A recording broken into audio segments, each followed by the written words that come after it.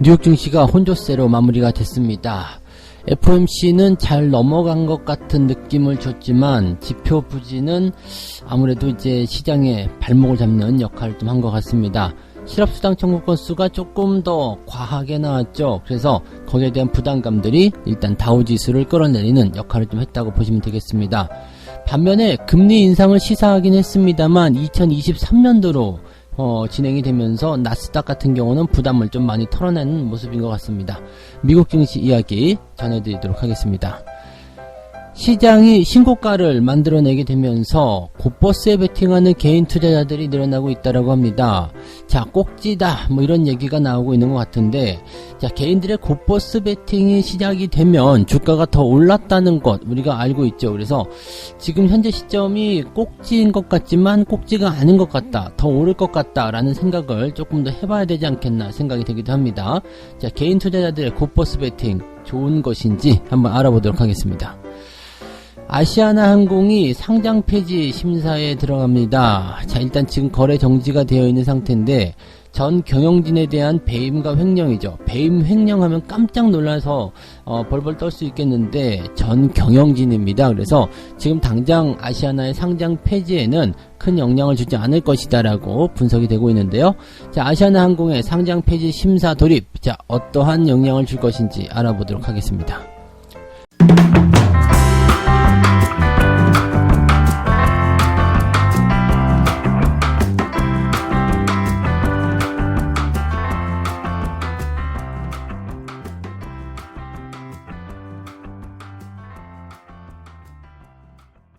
네, 반갑습니다. 자, 오늘은 6월 18일 금요일입니다. 자, 벌써 또 주말장이 왔어요. 자, 주말은 약간 변동성을 생각하긴 해야 됩니다. 전일 국내 증시가 강하게 상승 흐름을 보여주게 되면서 전체적으로 나쁘지 않았습니다. 코스피가 내려가는데 왜 강한 상승입니까? 라고 말씀하실지 모르겠지만 그 내용을 들여다보게 되면 대형주만 조금 부진했지 전체적으로 종목들이 올라오는 형태의 모습을 좀 보였단 말이에요. 그래서 시장이 나쁘지 않았고 강했다라는 표현을 쓰는 것이 맞는 것 같죠. 또 상승 흐름을 계속 이어가고 있기 때문에 강세 흐름 지속 이렇게 표현하셔도 괜찮을 것 같습니다. 자, 미국 시장은 전일 내렸지만 오늘은 조금 다른 형태의 모습을 좀 보였습니다. 일단 FOMC 회의에 대한 부분들이 시장의 혼란을 좀 가중하고 있는 것이 아닌가라는 생각이 좀 들긴 하는데, FOMC 일단은 뭐 결과치만 놓고 본다라면 당장은 큰 문제는 없었던 것 같아요. 그래서 지금 보면은 나스닥이 상승세를 보이고 다우지수가 하락세로 다시 진행이 됩니다. 이것은 FOMC 회의 결과에 따른 부분이 아니라 지표 부진이다 라고 얘기를 하고 있기 때문에 그 부분을 이따가 좀 알아볼 건데, 일단 다우지수는 마이너스 0.6% 하락으로 마무리가 됐고요. 나스닥은 0.87%로 다소 높은 상승을 보였습니다. 내려간 것 그대로 회복해주는 그런 모습을 보인 나스닥이기 때문에 기술주 쪽 또 움직임 나오는 거 아니야? 라고 생각하실 수 있을 것 같아요. 이렇게 된다라면 대형주 쪽의 반등, 대형주의 상승 이런 쪽 기대를 해볼 수도 있을 것 같습니다. 자, 이 부분 같은 경우는 우리가 어떻게 생각해야 되냐면 FOMC에 대한 부분, 이것이 나스닥을 끌어올렸다라고 볼 수가 있을 겁니다. 지금 10년물 국채금리가 FOMC 회의 이후에 1.5%까지 올라섰지만 다시 1.5%, 1.55에서 이렇게 비교해야 되겠네요. 1.55%까지 올라갔지만 다시 1.51%대로 떨어졌다. 0.04%가 이제 변동이 있었다라고 보여집니다. 그래서 국채 금리가 오히려 내려갔잖아요. 그래서 금리가 내려가게 되다 보니까 아무래도 나스닥이 조금 더 편안한 흐름을 보이지 않았을까라고 생각되고 있습니다. 하지만 모기지에 대한 평균 금리, 주택담보대출이죠. 이 주택담보대출에 대한 평균 금리가 3.25%로 4월 중순 이후 최고치로 치솟았다라고 되어 있습니다. 이것은 금리가 올라간 거잖아요. 좀 부담스럽지 않습니까? 라고 할 수 있겠습니다만 이거는 이유가 있어요. 지금 파월 의장이 테이퍼링에 대한 언급을 좀 했었죠. 테이퍼링을 논의할지에 대한 논의가 있었다라는 얘기를 했었습니다. 이걸 영어로 하니까 talking about이라고 하는데, 이거 두 번 얘기하면 이렇게 되는, 논의에 대한, 무엇을 말할 것인가에 대한 무엇을 말하는 것, 이렇게 해야 되나요? 되게 어렵네. 근데 어쨌든 논의할 것에 대한 논의, 논의를 할까요 말까요에 대한 논의가 있었다. 일단 언급이 되었다라는 얘기가 되는 거죠. 그래서 이 이야기를 아예 안 했으면 했죠. 시장은 파월 그 입 다물라 그렇게 얘기를 했었는데 얘기를 못 알아들은 거죠. 파월 의장이 얘기를 할 것 같은 느낌적인 느낌이 우린 다 있었잖아요. 그래서 논의에 대한 논의, 이렇게 테이퍼링을 언급하고 들어갔다는 것도 인플레이션에 대한 이야기도 그대로 했다라는 것이 시장에는 어제 조금 안 좋은 상황으로 갈 것 같았다라고 판단이 될 수 있었습니다. 그런데 뭐 일단 금리에 대한 부분들이 뭐 2023년도 부터 한다. 뭐 금리 인상을 2차례 하겠다. 뭐 그렇게 이야기가 됨에 따라서 뭐 시장은 조기 금리 인상이다. 뭐 큰일 났다. 뭐 이렇게 얘기하지만 지금 그 정도라면은 아직도 멀었어요. 올해가 2021년이라는 것을 꼭 알아야 되는 거죠. 그래서 일단 올해는 금리 인상 없고요. 내년도도 없을 수도 있다는 얘기가 되는 거기 때문에 지금 이런 상태라면은 부담 가질 필요는 없다는 얘기죠. 금리가 올라갈 이유가 없다. 지금 국채금리가 1.55로 다시 떨어졌다. 1.55에서 1.51로 다시 떨어졌다. 이것만 보더라도 금리 많이 안정화되고 있네. 아직은 걱정할 거 없네. 이렇게 생각이 들 수 있는 거거든요. 그러니까 나스닥은 치고 올라가는 그런 형태의 모습이 나타난 거죠. 다만 이제 주택담보 모기지 금리가 올라간 이유는 지금 테이퍼링에 대한 부분들 때문이거든요. 테이퍼링을 하게 된다면 일단 가장 먼저 모기지 담보증권 MBS라는 것을 먼저 축소해야 한다라고 보고 있는데 지금 주택시장이 약간 과열 양상을 보이고 있다. 사실 주택지표 같은 경우도 2007년도 그 시점을 넘어선 지 오래됐어요. 그리고 이 주택지표가 과열되었다라고 보기가 조금은 어려운 게요. 이미 넘어서서 2011년, 12년부터 2007년도 그 리먼 사태 이전의 수준을 모두 다 회복한 상태라서 지금 주택이 과열되었다 이렇게 보기는 어렵지만 어쨌든 테이퍼링에 대한 내용을 진행하려면 이 MBS를 더 이상 사줄 필요가 없는 건 아니겠느냐라는 얘기가 나오게 되는 거죠. 주택시장도 이미 많이 지표가 올라와 주고 있기 때문에 과열이든 아니든 간에 정상화된 것에 대한 그런 지원은 따로 필요 없을 것이다 라고 되어 있는 거죠. 그렇기 때문에 채권을 더 이상 사주지 않겠다, 증권을 더 이상 사주지 않겠다, 이제 팔아야 되겠다 라고 얘기가 나오게 되면 금리가 변화를 겪을 수밖에 없다. 그래서 평균 금리가 조금 올라갔다 라는 얘기가 되겠습니다. 금리가 올라갔다는 것은 이제 이 뭐라고 그럴까요? 채권이라고 봐야 되는 거잖아요. 그래서 이 가격이 떨어지는 부분에서의 그 뭐라고 그럴까?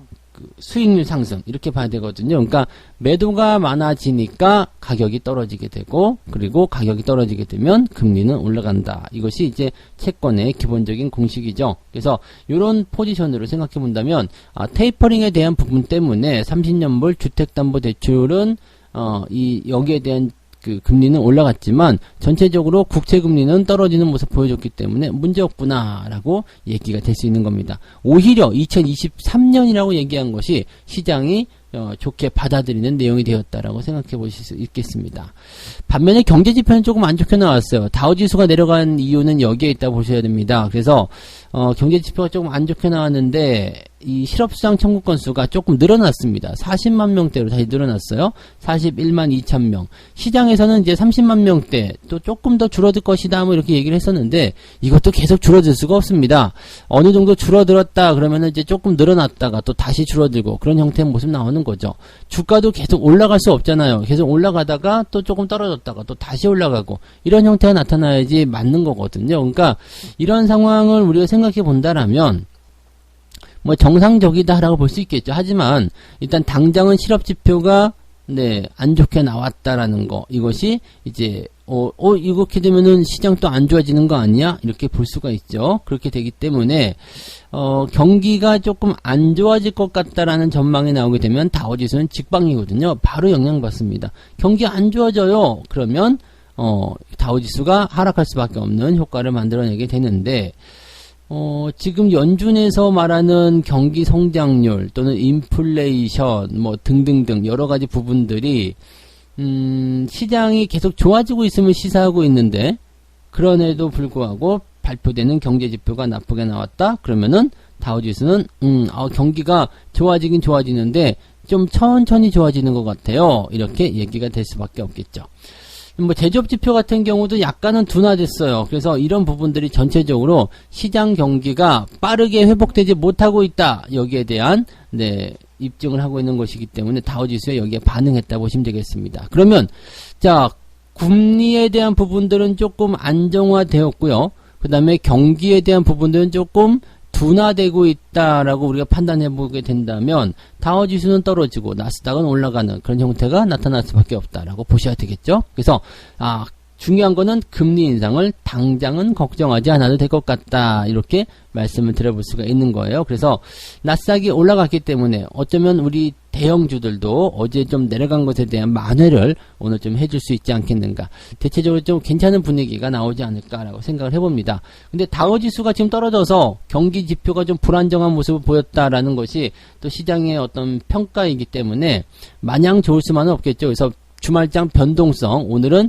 조금 나와줄 것 같다라고 판단되기 때문에 아침 일찍부터 대응하기보다는 오전장은 일단 관망하시고요. 오후에 시장 상황 보면서 매매를 해나가시면 되지 않을까, 이렇게 판단이 됩니다. 참고를 해보시면 좋겠네요. 네, 두 번째 이야기 가도록 합니다. 꼭지 왔는가, 꼭지 왔나일까요, 호구 왔나일까요? 아따 꼭지 왔는가 이것이 아니라 아따 호구 왔는가 이거 같은데 약간 지금 느낌이 쎄하단 말이에요. 개인 투자자들이 곧버스에 또다시 베팅을 합니다. 6월달 들어서 개인 투자자들의 순매수 상위 종목을 보니까 포스코가 가장 많네요. 가장 많고 3,507억 원, 3,500억 원 순매수고요. 그 다음에 곧버스예요. 곧버스. 코덱스 200 선물 인버스 곱하기 2 해가지고요. 여기다가 3,285억을 갖다가 집어넣습니다. 엄청 집어넣었어요. 그 다음에 두산중공업, HMM, 롯데케미칼. 이거 너무 신기한 게 개인들이 많이 샀다 하면은 왜 주가는 떨어져 있는 걸까요? 떨어지는 것을 사는 건지, 샀기 때문에 떨어진 건지, 이거는 정말 뭐 인과관계를 어떻게 증명할 수가 없겠습니다만, 개인들이 많이 샀다 하고 살펴보게 되면 주가는 이미 많이 떨어졌어. 그래서 참 그런 부분들 보면은 그것도 재주다라고 할 수 계시지만은 좀 신기한 부분이긴 합니다. 근데 보면은 떨어질 수밖에 없는 이유가 많이 올라간 상태에서 진입을 한단 말이에요. 많이 올라간 상태에서. 그러다 보니까 주가가 변동성을 겪고 주가가 떨어지게 되고 그러니까 거기에 또 충격을 받게 되고 이런 모습들이 이어지게 되는 거죠. 자, 인버스 같은 경우는 좀 답답할 거라고 생각을 합니다. 인버스. 지금 인버스는 시장이 오르지 못할 것이다라는 개념에서의 매수가 있는 거란 말이에요. 인버스는 반대니까요. 시장이 올라가면 떨어지는 거잖아요. 그런데 과연 시장이 꼭지점일까? 아니란 이야기죠. 지금 사실 시장이 고점을 찍고 더 이상 못 올라간다라면 거기에 대한 신호가 다 나타나야 되는데 경기 회복은 계속 되고 있잖아요. 그리고 더 중요한 거, 지금 대선이 이제 시작이 되고 있는 상태인데 이 대선에 대한 부분들을 보게 되면 여기서 주가가 폭락한다? 대선 기간에 이거는 거의 일어나기 어렵습니다. 왜냐하면 이 대선 기간 동안에 주가가 폭락을 해버리게 되면 이번 정권을 계속 이어가기가 어려워집니다. 그래서 이런 부분도 있고요. 지금 미국도 금리 인상에 대한 이야기 시사하기는 했지만 2023년으로 미뤄졌죠. 대형주가 재미없는 건 맞지만 시장이 무너질 이유는 없습니다. 그렇다면 지수가 크게 폭락하지 않는다는 이야기죠. 자, 이렇게 레버리지를 실는 거 있잖아요. 레버리지, 레버리지, 지금 이것도 곧버스니까 레버리지 아닙니까? 이런 식으로 레버리지를 싣고 있는 것들은요, 시장이 방향성을 반대로 만들어내거나 아니면 횡보를 하게 됐을 때 아주 치명적입니다. 근데 개인 투자자들은 여기에 매수를 굉장히 많이 하고 있다는 거, 이거는 이제 물타기는 아닌 것 같은데, 이 정도의 어떤 포지션, 이거 너무 생각하시면 안 된다라고 보시면 될 것 같아요. 그래서 시장에서 분석하는 내용을 보게 되면, 곧버스의 대규모 자금이 몰린 이유가 최근 코스피 상승세가 반영되었기 때문이다. 그래서 이 박스권 상단에 들어갔을 때 3200선, 그 다음에 사상 최고치를 찍었다라는 것, 등등에 대한 부분 때문에 이제 주가 다 빠졌어, 이제 주가 다 올랐어, 이제 떨어질 거야 라는 얘기를 하고 있다는 얘기죠. 개인 투자자들이 코스피가 2800선, 3000선 주요 고지를 넘을 때마다 곧버스에 투자하는 경향을 보였다, 이렇게 얘기를 하고 있습니다만 2800선, 3000선이 그렇게 중요 고지는 아닙니다. 근데 특정 어떤 포인트에서 매수가 좀 많이 들어왔다라고 볼 수가 있는 거고요. 근데 지금은요, 일단 시장을 고점으로 보고 있는 사람들도 많이 있고 경계하고 있다라는 것은 어떻게 보면 우리한테는 반가운 소식이에요. 네. 왜냐면 시장을 고점으로 생각하고 경계하고 있다는 것은 그만큼 주춤거리고 있다는 얘기고, 그렇다면 시장이 그걸 놓칠 리가 없겠죠. 너희들 뒤로 빠져 있는 거야? 그럼 나는 간다. 네. 왜? 격차를 벌릴 수 있는 중요한 요소가 되잖아요. 그리고 동학개미들의 뭐 매수세가 뜸해졌다라고 하지만 이건 지난번에도 설명드렸지만 주린이 분들이 많이 들어왔기 때문에 올해 들어온 투자자들은 동학개미라고 보면 안 돼요. 잘하는 사람들이 아니라 초보자들, 고점에서 보고 들어온 사람들이기 때문에 매수세가 당연히 약해질 수밖에 없다라고 생각하시면 됩니다. 근데 그것 때문에 지수가 빠진다? 그렇지 않습니다. 물론 올해 1월달, 그런 시점부터 본다라면 지수가 횡보 아니면은 약간의 변동성을 좀 보이는 그런 모습이었지만 지수 안 빠졌어요. 네. 지수 그렇게 빠지지 않았습니다. 그래서 지금 같은 때에 여러분들이 계좌의 손실을 보고 있다라면 거의 다 대형주를 들고 있기 때문이다라고 보시면 됩니다. 아직 곳곳에 투자한 사람들도 손실이 크지 않다라고 되어 있지만 여기서 손실을 더 볼 수도 있겠죠. 더 올라갈 수 있기 때문에. 지수가 물론 많이 올라가지 않는다라고 하더라도 곳버스잖아요. 레버리지를 갖다 집어넣었잖아요. 횡보하잖아요. 그렇게 되면 이 레버리지는 무조건 이 손실률이 계속 커질 수밖에 없어요. 회복도 더디게 나타날 수밖에 없다는 얘기죠. 곳버스 웬만하면 투자하지 마세요. 시장에 대한 관점을 볼 때는 완전하게 하락으로 진행될 때, 그럴 때 사도 늦지 않거든요. 지금 눈으로 보이는 하락이 진행되죠? 그렇다면 그때 사세요. 그렇게 하셔도 충분하니까 그렇게 진행하시면 되겠고요. 지금 이렇게 올라가고 있는 걸 보고서 지금이 꼭지구나 라고 생각해서 들어가면 거의 대부분 다 물립니다. 바닥이구나 라고 생각해서 매수 들어갈 때 다 물리는 것처럼 똑같은 입장이거든요. 그래서 개인 투자자들이 지금 이 주가의 하락 쪽에 베팅을 하고 있다라는 거, 요거는 시장이 더 많이 오를 것 같다라는 어떤 또 다른 그런 내용들이 아닐까라고 생각해 볼 수가 있을 것 같습니다. 주가는 항상 걱정의 벽을 타고 올라가기 때문이죠. 그래서 곳버스 투자, 지금 좀 안타까운 소식이긴 합니다만 주식을 가지고 있는 입장에서, 시장에 계속 베팅을 하고 있는 입장에서는 반가운 소식이다라고 생각을 할 수도 있겠다. 이렇게 말씀을 드려볼 수가 있겠죠. 네. 자, 세 번째 이야기 가봅니다. 아시아나항공 상장 폐지 심사를 받는다. 또 간담회 썬을 하셨을 거라 생각합니다. 나 아시아나항공 있는데 어떡해요? 큰일 났네. 대한항공한테 인수 안 되는 거 아니야? 등등등 여러 가지 얘기가 나올 수 있겠습니다만, 네, 전혀 관계가 없을 것 같은 느낌이죠. 자, 일단은 계열사 부당 지원 등의 혐의를 받고 있는 박삼구 전 금호 아시아나그룹 회장이 구속 기소가 되었습니다. 그러면서 주식 매매가 거래가 되면서 정지가 됐고, 또 상장 적격성 실질 심사를 받는데, 상장 폐지 심사만 들어간다 그러면은 육개장 내와라 별별 말들이 많죠. 근데 상장 폐지될 가능성은 거의 없다고 보시면 되니까 이거는 너무 크게 걱정하지 않으셔도 될 것 같습니다. 이거는 어쩔 수 없어요. 왜? 전 경영진에 대한 배임 횡령 이런 부분, 이것이 있다라면 이제 얘네가 상장을 유지할 수 있는 거야? 라는 것에 대한 심사는 들어가야 되거든요. 그래서 심사를 일단 하고 별일 없네. 그냥 그대로 가도록 해. 진행시켜. 이렇게 얘기하게 되면 다시 그냥 거래 재개되는 거여서 별로 크게 문제될 만한 내용은 아닐 거라 생각하시면 되겠습니다. 회사가 상장을 유지하는 거에 전 경영진의 배임 횡령이 크게 작용하지 않을 것이다 라고 생각하시면 되겠고요. 여기다가 자회사까지 끌고 들어와요. 에어부산하고 아시아나 IDT. 지금 여기까지 끌고 들어갈 이유는 전혀 없는 건데, 다 끌고 들어가는 것은 뭔가 분위기를 살짝 긴장시켜 놓고 그렇게 가고 싶다라는 의도가 깔려있는 것이 아니겠는가 라고 생각이 됩니다. 일단은 상장 폐지에 대한 부분은 없을 것 같고요. 개성기간 부여 이것도 없을 것 같아요. 보통 이제 상장 폐지가 될 것 같은 기업들은요, 상장 폐지를 요즘에는 바로 시키지 않고 조금 유예를 해주거든요. 그래서 1년 동안 개성기간을 줄 테니까 그 기간 동안에 니들이 열심히 재활을 해가지고 나아진 모습을 우리한테 보여줘봐. 그러면 상장 폐지를 없애주고 거래도 다시 시켜줄게. 이렇게 되는 것이 이제 개성기간 부여거든요. 요즘에는 거의 대부분 바로 퇴출시키지 않습니다. 개인 투자들이 워낙 원성이 심해가지고요, 바로 퇴출하지 않고 개성기간을 두고 가는 경우들이 많은데 이 개선 기간 부여까지도 필요가 없을 것 같습니다. 그래서 뭐 크게 문제가 없을 것 같고, 뭐 이런 만약에 이렇게 됐다고 하더라도 회사에서 이제 이의 신청을 하게 된다면 네, 심의가 또다시 열리는 거죠. 그러니까 지금 요거는 딱히 걱정하실 필요는 없을 것 같아요. 아우, 상장 폐지 심사 받는다고 해서 전부 다 네, 상장 폐지 되는 건 아니죠.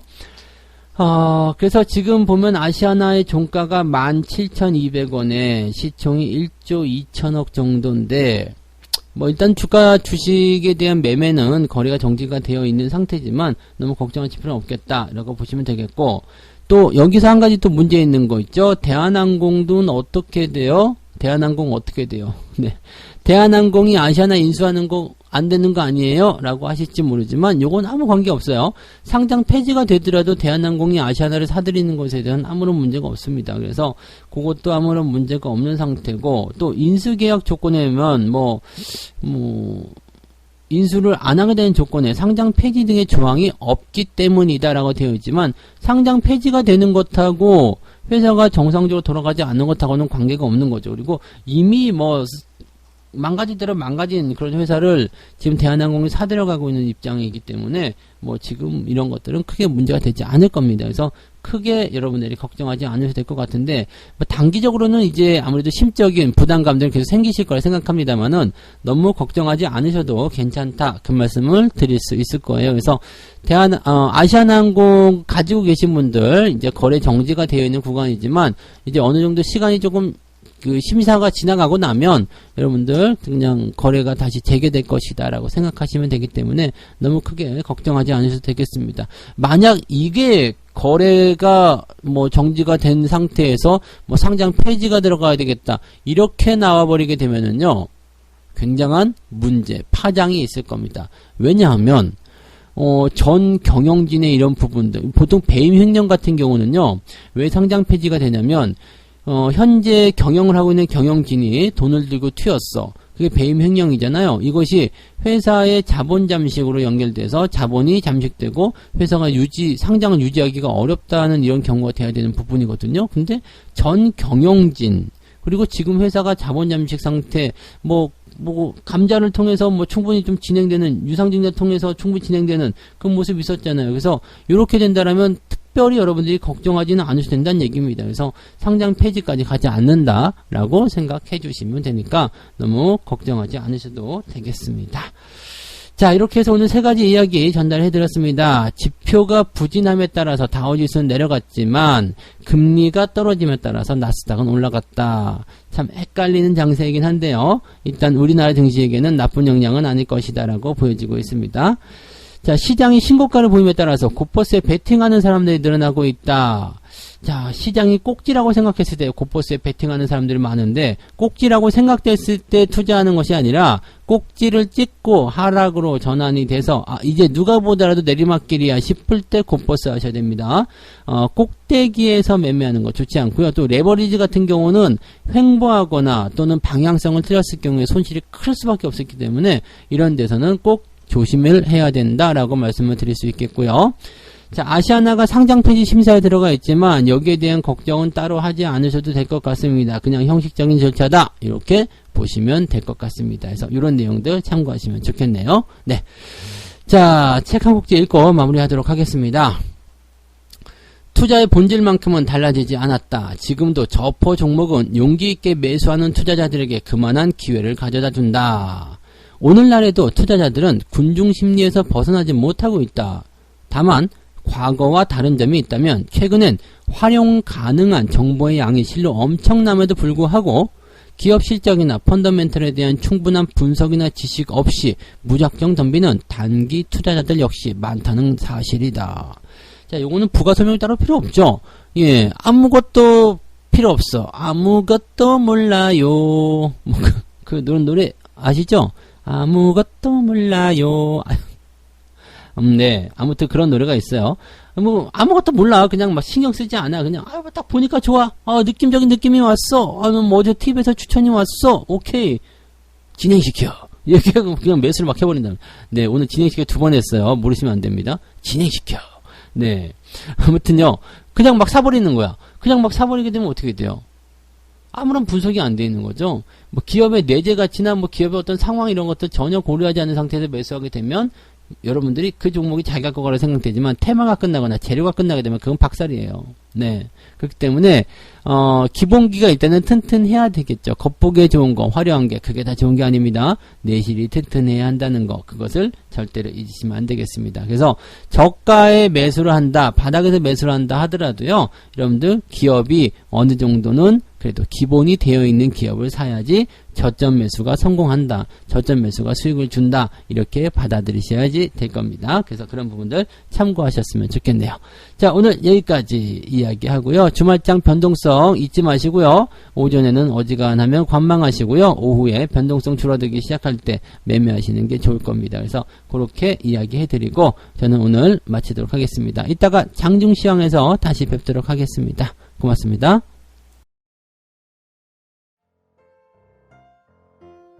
본 방송에서 제공되는 모든 정보는 투자 판단의 참고 자료이며 투자의 최종 책임은 본 방송을 이용하는 본인에게 있습니다.